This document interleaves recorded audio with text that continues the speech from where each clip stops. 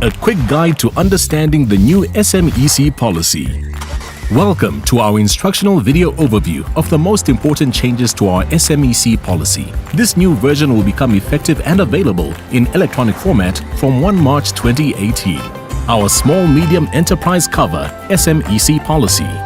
Should you wish to find your electronic policy, log into Link and navigate to Policy Inquiries, where you can view or download your documents at your convenience.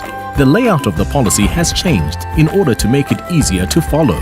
You will now note that there is a logical grouping of policy terms and conditions. The most important changes to the policy relate first and foremost to the following conditions in the policy document. 1. Agreement and conditions precedent. 2. Amount of loss. 3. Lodging and rejection of claims. 4. Disputed debts. 5. Monthly premium. 6. Termination of policy. 7. Annual review. And 8. Effects of the suspension of the policy. Agreement and conditions precedent. It is important to note that the contract of insurance between CGIC and you is based on your compliance with the material terms of this policy, which are stated in this section. Amount of loss. This section has been expanded to include a point-by-point breakdown of exactly how we would calculate your claim in order to arrive at the amount that will be paid out to you. We start out by deducting any amount that reduces the value of the claim before the claim payment date. Following this, we deduct all items that are not insurable or that fall outside the terms of your policy. The balance outstanding is then checked against the applicable credit limit. Should the credit limit have been exceeded, the claim will be based on the value of the credit limit. If you have an individual first loss on your schedule, this will then be deducted. This would be followed by applying the insured percentage. A check of accumulated indemnities paid or payable in the insurance year is carried out against the maximum liability on your policy. Lodging and rejection of claims.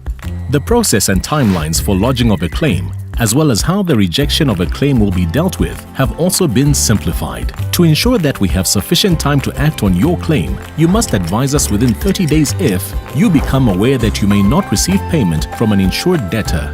One of your insured debtors raises a dispute of any description. An insured debtor becomes insolvent.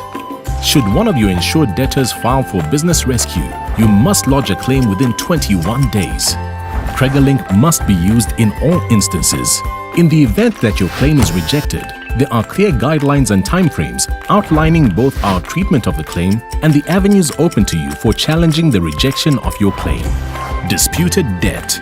CGIC will not process claims where there is a dispute between you and your insured debtor. You must actively attempt to resolve the dispute within 12 months at your own cost. If the dispute is resolved in your favor, your claim will be processed as soon as the cause of loss arises thereafter, where you can produce your insured debtor's written agreement that there is an undisputed amount owing, as well as a cause of loss having occurred. Then, we will process your claim in respect of such undisputed portion of the debt.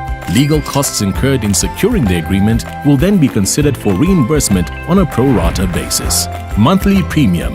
Premium is required to be paid in advance. Debit order dates for the payment of premiums will now be limited to one of 3 dates monthly: the 25th, the 1st, or the 7th of every month, as decided by you. If you fail to make payment for 2 consecutive months, your policy will be suspended with a 15-day grace period, during which payment can be made. If payment of outstanding premiums is not made, your policy will be cancelled due to the non-payment. Termination of policy. If for any reason you wish to terminate your policy, you must provide us with 1 month's written notice. Your final debtor's aging as of the date of termination must always be submitted. Policies that are fully paid up are still covered for losses occurring in respect of insured transactions concluded prior to termination of the policy. Annual review. 1 month prior to the end of each insurance year, you need to provide CGIC a current debtor's age analysis, your total turnover, and total asset figures for the previous 12 months. Effects of policy suspension. Insured debts may not be indemnified. Claim payments will not be released. No new credit limits will be issued. And no continuity bonus payments will be released. Find out more. For additional training on the policy, please contact your senior underwriter or unit manager. For more information on the short-term insurance policyholder protection rules, please refer to our website www.creditguarantee.co.za. Credit Guarantee, enabling growth without risk.